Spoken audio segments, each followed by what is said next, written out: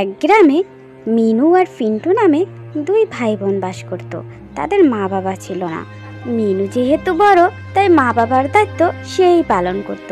পিন্টুকে সে খুবই ভালোবাসতো। এদিকে তাদের গ্রামের পাশেই ছিল এক জঙ্গল।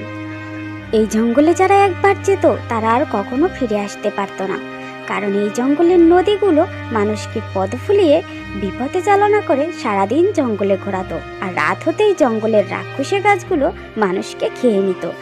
শোনা যায় এই জঙ্গলে নাকি এক মায়াবী ফুল আছে, তার কাছে যা চায় তাই পাওয়া যায়। তাই এই ফুল নেওয়ার জন্য অনেকেই এর আগে এসেছে, কিন্তু কেউ আর ফিরে যেতে পারেনি। একদিন পাশের গ্রাম থেকে দুজন লোক আসলো সেই ফুলটি নেওয়ার জন্য। তোমরা কারা আর কোথায় যাচ্ছ? এই জঙ্গল কিন্তু খুবই মায়াবী, তাই আগেই আমি তোমাদেরকে সাবধান করে দিচ্ছি। ও, তুমি কে হে বাপু? তুমি তো মনে হচ্ছে সেই পথ ভোলানো নদী। আমাদেরকে বোকা বানানোর চেষ্টা করছো? তুমি যতই আমাদের বোকা বানানোর চেষ্টা করো না কেন, আমরা তোমার কথায় কান দিচ্ছি না। তোমরা আমাকে ভুল বুঝছো। আমি হচ্ছি এখানকার জঙ্গলের বাইরের নদী, আর তোমরা যে পথ ভোলানো নদীর কথা বলছো তা জঙ্গলের ভিতরে। আমি সবাইকে সাবধান করে দেই, তারা শোনে না বলে তাদের খুবই করুণ পরিণতি হয়। এখন তোমরা শুনবে কিনা সেটা তোমাদের ইচ্ছে। হ্যাঁ হ্যাঁ, সেটা তো তুমি ঠিকই বলেছ। আচ্ছা, এখানে তো তিনটে রাস্তা দেখতে পাচ্ছি, তাহলে কোন রাস্তায় গেলে আমাদের ভালো হবে?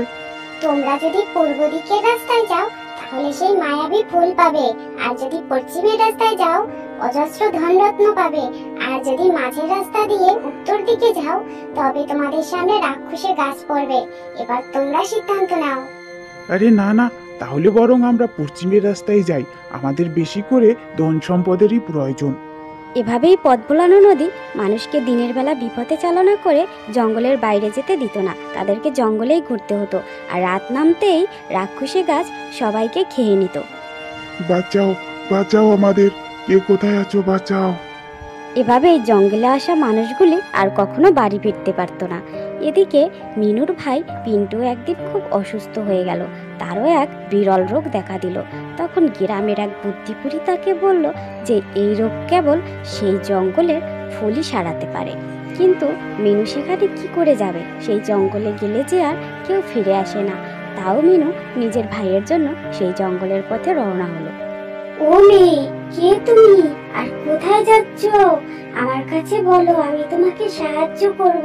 তোমাকে দেখে তো খুবই ভালো মেয়ে মনে হচ্ছে। আমার নাম মিনু। আমার ভাই খুব অসুস্থ, সেই জন্য জঙ্গল থেকে আমি সেই মায়াবী পদ্ম ফুল নিতে যাচ্ছি, কিন্তু কোন পথে যাব কিছুই বুঝতে পারছি না। ও, তুমি পদ্ম ফুল নিতে যাচ্ছ? তাহলে তুমি এখান থেকে পূর্ব দিকে চলে যাও, আর পশ্চিম দিকের রাস্তাতে ধনরত্ন আছে। যদি তুমি নিতে চাও তাহলে তুমি পশ্চিম দিকেও যেতে পারো। না না, এই নদীর কথায় কিছুতেই আমার কান দেওয়া যাবে না।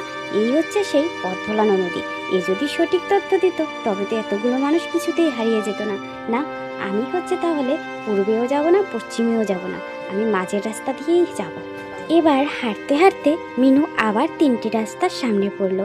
এখন সে কোন দিকে যাবে বুঝতে পারছিল না। ও মেয়ে, কে তুমি আর কোথায় যাচ্ছ? যদি বাঁচতে চাও তবে আমার কথা শোনো। আমার ভাইয়ের অসুখ সারাবার জন্য আমি এই জঙ্গলের জাদুর পদ্ম ফুল নিতে এসেছি। সেটি যদি আমি না পাই তাহলে আমি কিছুতেই ফিরতে পারবো না। তুমি আমাকে বলে দিবে সেটা কোথায় পাওয়া যাবে? ও, তুমি তোমার ভাইয়ের জন্য এই জঙ্গলে এসেছো? এত বিপদ জেনেও আমি তোমার উপর খুবই খুশি হয়েছি। সেই জন্য তোমায় আমি সঠিক পথ বলে দিচ্ছি। তুমি পূর্ব দিকে যাও, তাহলে তুমি সেই জাদুর পদ্ম ফুল পাবে। আর যদি তুমি পশ্চিম দিকে যাও তাহলে অজস্র ধনরত্ন পাবে। না না, আমার কিছুতেই এই কাজের কথা শুনলে হবে না। সেও পূর্ব আর পশ্চিম দিকের কথা বলেছে, কিন্তু উত্তর দিকের কথা বলেনি। আমি ওই পথেই যাব। মিনু তার বুদ্ধির জোরে মায়াবী গাছ এবং নদীর থেকে বেঁচে গেল। এবার দেখা হলো ময়ূর রানীর সাথে। কে তুমি আর কোথায় যাচ্ছ? এই জঙ্গলে ভয়ানক বিপদ লুকিয়ে আছে, কেন এসেছো তুমি?